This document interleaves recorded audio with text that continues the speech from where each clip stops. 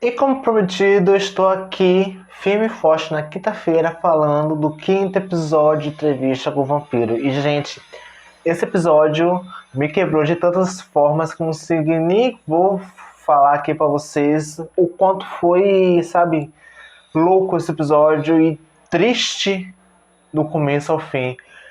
E antes de começar a falar tudo que eu achei desse episódio, não se esqueça de se inscrever no canal e ativar as notificações para receber mais conteúdos e também nos siga nas nossas redes sociais. E como eu falei no finalzinho do episódio do análise anterior, que o Lestat literalmente seria um grande problema, que a gente assistiu muita raiva dele e, dito e feito, rapaz, que personagem tão problemático, tão insuportável que eu nem sei mais do que pensar sobre esse cara, literalmente.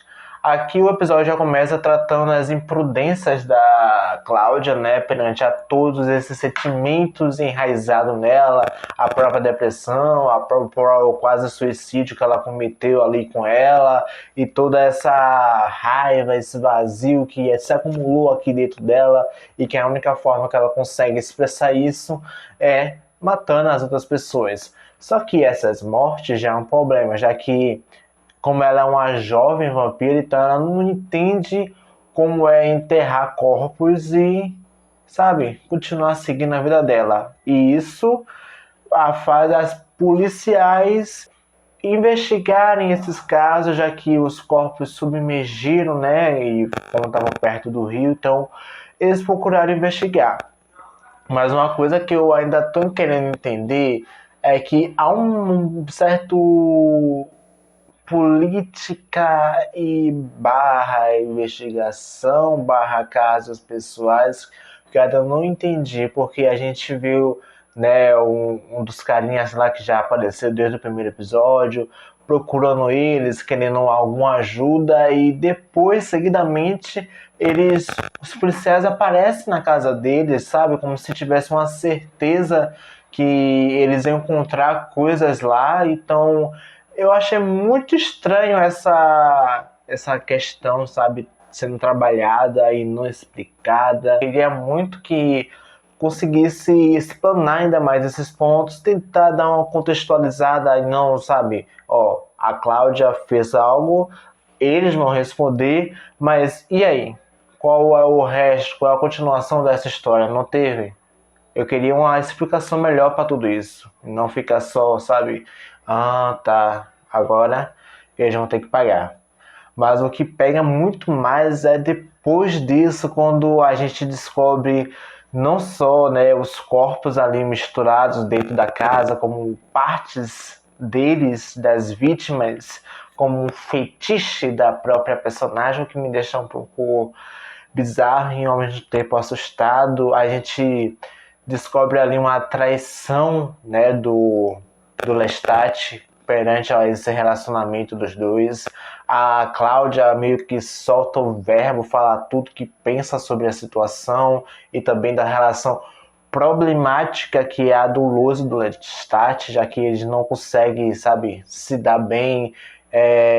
Uma coisa que me pegou muito é o Lestat meio que tentar culpar a Cláudia pela frustração que está sendo o relacionamento dele, sendo que boa parte disso é culpa dele. Tem um pouco do Luiz, mas há uma boa parte ali na culpa do Lestat, sabe? De não conseguir expressar o que sente e acabar fazendo de outras formas erradas para, sabe, falar com todas as palavras. Ó, é isso aqui que é nosso relacionamento, então a gente vai seguir calando um ponto, mas eu não quero ficar longe de você. E é isso que é os relacionamentos tóxicos de hoje em dia. Agora a gente vê um pouquinho da jovem rebelde querendo descobrir o mundo pelos seus próprios olhos. E aqui, nossa, eu devo dizer que foi uma das coisas mais dolorosas, literalmente, de ter acompanhado. No comecinho, né, do problema do racismo, que ainda é um problema até hoje, e ali o cara que fez aquilo com ela merecia ter morrido da forma que morreu, né? E uma coisa que eu me senti muito mal foi o que acontece em seguida, né, a questão do estupro que ela sofreu com um cara lá, né, que Tava ali, sabe, lubridiando a cabeça dela para fazer o que ele queria com ela. Isso me doeu muito. Uma coisa que eu gostei da forma como a série tratou isso é que ela não precisou mostrar o ato em si para dizer o quão ruim aquela pessoa era. Então, ela literalmente só deixou ali pela expressão e pelas falas seguidas ali do Lewis diante de tudo. E, cara, é muito difícil, ainda mais não só o que ela passou, mas também como pai ter lido tudo aquilo e não conseguir, saber o que fazer e não querer expor ela de alguma forma, já que ele está querendo criar o livro, então ele não quer, literalmente, mostrar isso para o mundo. Só que isso, literalmente, afeta um pouquinho essa relação do Lois com o Daniel, já que ele está ali, né, a todo momento indo mais a fundo dos problemas, já que ele está escrevendo um livro, então ele tem que explorar ainda mais essa verdade que o Lois tenta esconder, já que todo momento o Lois quer literalmente só trazer sua própria narrativa, e o Daniel não quer isso, ele quer saber mais, ele quer literalmente toda a verdade bem detalhada para poder mostrar no seu livro de uma forma que as pessoas consigam entender literalmente as situações como eram e como se deve evitar hoje em dia. E o comportamento do Lois nessa situação, eu devo dizer que foi uma coisa muito revoltante. Revoltante mesmo, porque provocar o Parkinson, ainda mais grave no Daniel, foi uma coisa que não tem justificativa. Eu não acho que foi uma forma de ele tentar lidar com isso, até porque ele já tem tantos anos, então não acho que era a hora de estar, vamos dizer, remoendo e tentar jogar suas dores na outra pessoa. E o tapa que o Daniel dá no Lois foi magnífico, sabe? Foi assim, olha, mereceu. E aí a gente vê que a narrativa continua, a gente vê que esse pesar literalmente foi um problema para a vida deles. No entanto, que eu também gostei, um ponto muito legal da série, nesse episódio em específico, foi de tratar a amplificação das habilidades dele. Porque só foi por isso que um dos carinhas lá, um dos vampiros, chegou até a Cláudia. Então é uma coisa bem interessante de acompanhar, mas ao mesmo tempo muito preocupante, porque a gente vê que a evolução dos poderes se vem de traumas. E isso é muito doloroso demais. Porque se é para evoluir, né? Do amor, não no ódio. Então, é uma questão muito interessante quando a gente vê isso vindo em produções de super-heróis, ou outras produções de fantasia, onde literalmente a dor pode ser um amplificador de poderes e não a bondade. É muito louco. E ao longo do episódio a gente vê o quão intenso é a vida de um vampiro, porque eles literalmente vivem o 8 por 80, cara. Isso é muito bizarro de se ver. Eu não vou dizer que há uma justificativa para o que aconteceu no final, porque não houve. Então, ver isso é muito preocupante, ainda mais pra gente, porque a gente meio que tava se apegando a esses personagens e agora a gente não tem mais palpite a pegar, a gente só quer aqui ver como é que onde tudo isso vai dar, porque literalmente os personagens não têm salvação, mas a narrativa em si tem salvação, então a gente quer ver onde tudo isso vai dar no final de contas, porque esse episódio foi o limite para tudo, foi o ápice para a gente entender as relações e ao mesmo tempo ficar preocupado, né, com as questões mentais, não só nossas, mas também do outro que está com a gente. E isso é realmente devastador e muito difícil de lidar seguidamente. Piorar na vida do Lestat, do Lois, né, falando assim, é que a humanidade dele tá indo embora. Quer ir embora por conta própria, não por uma questão dele. A gente vê literalmente toda essa problemática do Lois, ainda vê a família dele, sabe, indo embora. Sabe, há uma conversa muito sentimental e forte que a irmã tem com ele, dessa questão de proteção, sabe, ver o que é melhor para a família, mas mesmo assim, essa autoproteção faz com que a família, sabe, fique dependente dele, e isso literalmente frustra as outras pessoas que querem seguir seu próprio rumo. E aqui a gente vê as dores, sabe, enraizadas, ela conseguindo explanar tudo isso, ela falar com ele ali e chegar num ponto de colisão para o personagem que literalmente foi difícil de até da gente de aguentar essa dor dele.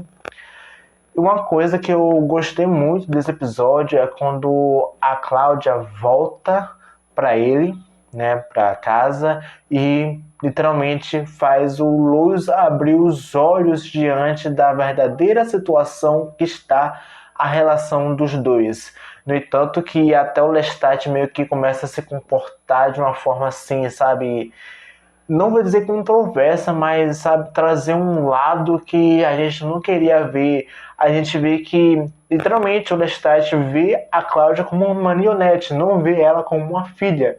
E isso é muito assustador, porque ele, sabe, começa a falar as coisas de uma forma como se o Lois e a Cláudia só fossem mais alguém na vida dele e não literalmente os amores da vida dele.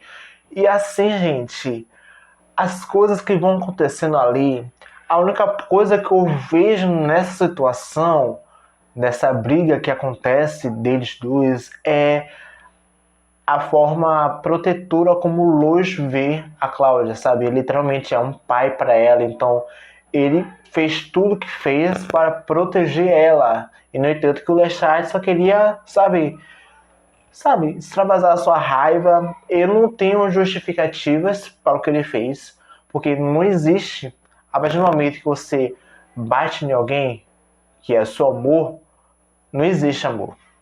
Se algum dia existiu, não existiu mais. E aqui, gente, por mais que você vê os poderes, a força dos dois ali, e ele voando, sabe? Falando, ó, me fala que você não me ama mais, porque eu posso ir embora seguir minha vida, vocês dois ficam aqui. Ele sabe que queria procurar uma motivação para querer ir embora, sendo que ele não quer ir embora. Há uma coisa muito complicada nessa questão, tudo aqui que foi sendo trabalhado. Mas uma coisa é certa, não existe mais amor entre os dois. Só existe mais uma cumplicidade por ser vampiros e só. Aqui a gente vê que o Lois vai começar a mudar seu comportamento e a Cláudia vai seguir isso com o próprio Lois, sabe? De alguma forma tentar ali driblar o próprio Lestat a todo momento, conhecer esse lado dele assim um pouco mais divulgativo, entender como eles podem matar aquele personagem, sabe? Porque foi uma noite fatídica onde o amor foi transformado em ódio. E aqui a gente vê que o Lois vai começar a chupar sangue humano para ficar mais forte, para que numa segunda vez ele esteja tão imponente quanto o Lestat e isso possa fazer ele morrer. Porque seria até bem interessante de a gente ver isso, mas eu não acho que a gente vai ver isso na primeira temporada. Então, eu espero muito que ela dê uma finalidade maior a tudo isso. Eu não sei mais do que esperar dessa relação do Daniel com o Lois, porque aqui foi literalmente a gota d'água, sabe? Então é só mais estritamente profissional. Eu não sei se vai haver uma melhora dos dois personagens até o final da temporada. Eu só sei que a série já tá chegando perto do fim e eu quero aquele grande personagem que a gente tanto ouve falar apareça agora, né? Sabe? Vai ir pra uma outra temporada. Até porque eu acho que esse próximo episódio vai ser carnificina pura. Então, amor que se transformou em ódio vai ser agora só tragédia e cause muito sangue.